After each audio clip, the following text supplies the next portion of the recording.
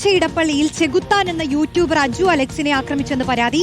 മോഹൻലാലിനെയും ആരാധകരെയും അധിക്ഷേപിച്ചുവെന്ന് ആരോപിച്ചായിരുന്നു അഞ്ചംഗ സംഘത്തിന്റെ ആക്രമണം.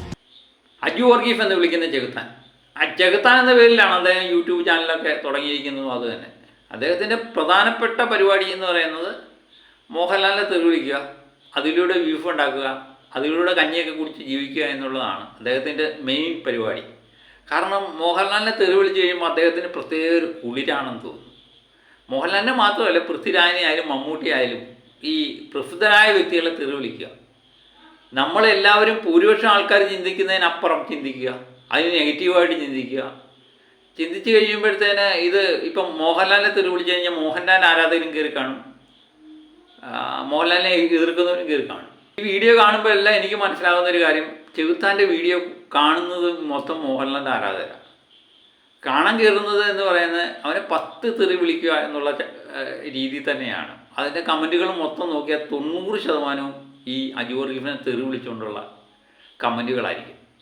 അതുകൊണ്ടൊന്നും പുള്ളിയുടെ 10 തെറി കിട്ടിയാൽ എന്താ, 10 കാശ് കിട്ടുന്ന നഷ്ടപ്പെടുത്താൻ പറ്റുമോ എന്നുള്ള വിചാരത്തിൽ തന്നെയാണ് പുള്ളി ഈ നെഗറ്റീവ് വീഡിയോ ആയിട്ട് ഇറങ്ങിയിരിക്കുന്നത്. ഓരോ സമയത്തും ആരാണ് പ്രസിദ്ധരായി നിൽക്കുന്നത് അവരെപ്പറ്റി നെഗറ്റീവ് ഇടുക, ഇത് തന്നെയാണ് പുള്ളിയുടെ സ്ഥിരം ശൈലി. അപ്പം ആരെങ്കിലുമൊക്കെ അടി കൊടുക്കണമെന്നൊക്കെ പലപ്പോഴും പലർക്കും തോന്നാറുണ്ട് അല്ലേ. പക്ഷേ ഈ ഞാൻ പറയുന്ന ശാരീരികമായ ആക്രമണം ഒന്നിനും പരിഹാരമല്ല. പുള്ളിയെ പുള്ളിയുടെ വഴിക്കങ്ങ് വിടുക. കാരണം നമ്മൾ അവഗണിക്കുക എന്നുള്ളതാണ് ഏറ്റവും വലിയൊരു മാർഗം ഇങ്ങനെയുള്ളവരെ മാറ്റാൻ വേണ്ടി. കാരണം നമ്മൾ കൂടുതൽ കയറി കണ്ടു കഴിഞ്ഞാൽ പുള്ളിക്ക് കൂടുതൽ അധിക്ഷേപിച്ചുകൊണ്ട് വീഡിയോ ഇടണമെന്നും അത് തെറി കേൾക്കണമെന്നൊക്കെ ഇങ്ങനെയുള്ള ആൾക്കാരുടെ ചില മാനസിക രോഗമാണ്, അങ്ങനെ ഉള്ള ആൾക്കാരുടെ ചില പ്രശ്നമാണ്. അവരിങ്ങനെ മറ്റുള്ളവരെ തെറി വിളിച്ചുകൊണ്ടിരിക്കും, അതിന് കണ്ട് കാശ് വന്നുകൊണ്ടിരിക്കുകയാണെങ്കിൽ, യൂട്യൂബിലൂടെ കാശ് വന്നുകൊണ്ടിരിക്കുകയാണെങ്കിൽ പുള്ളിക്കൊരു പ്രത്യേക സുഖം.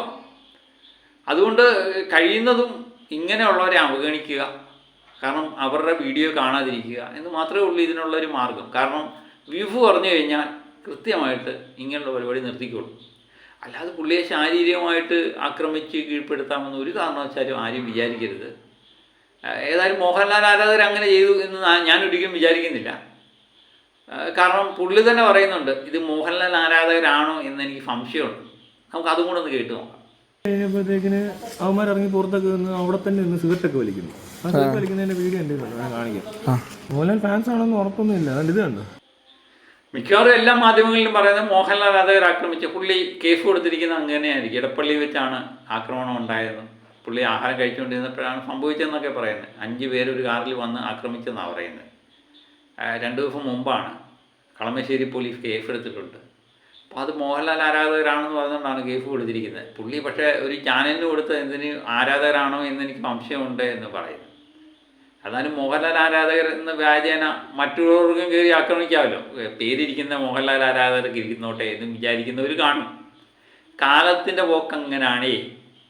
ഏതായാലും അജു വർഗീസിന് 2 തല്ലിൻ്റെ ആവശ്യമുണ്ട് എന്നാണ് കമൻറ്റ് വായിക്കുമ്പോഴെല്ലാം നമുക്ക് മനസ്സിലാവുന്നത്. കാരണം ഈ വാർത്തയ്ക്കിടയിൽ വന്നേക്കുന്ന കമൻറ്റുകൾ മൊത്തം ഇത് തന്നെയാണ്.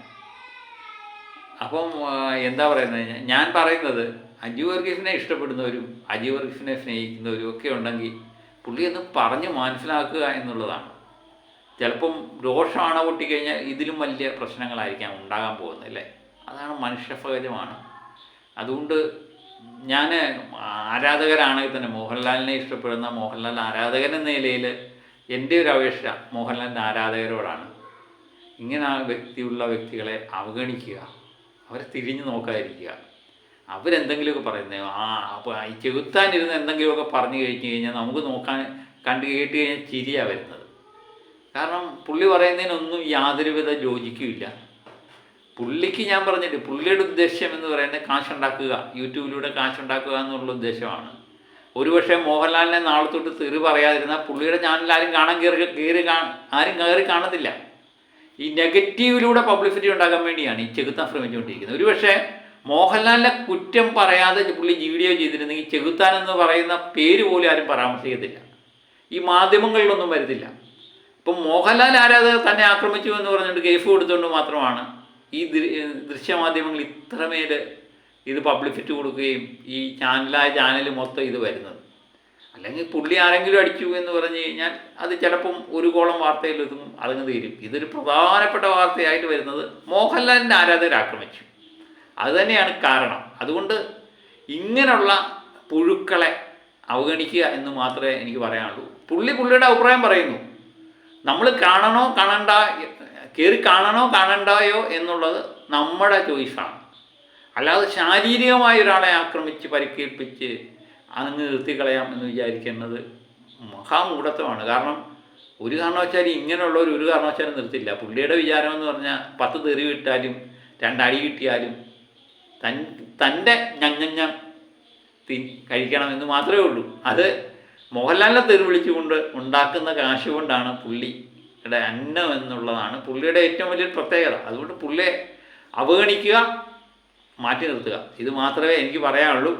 അപ്പോൾ മറ്റൊരു വീഡിയോയുമായിട്ട് വീണ്ടും ഞാൻ എത്തും വരെ ഓക്കെ.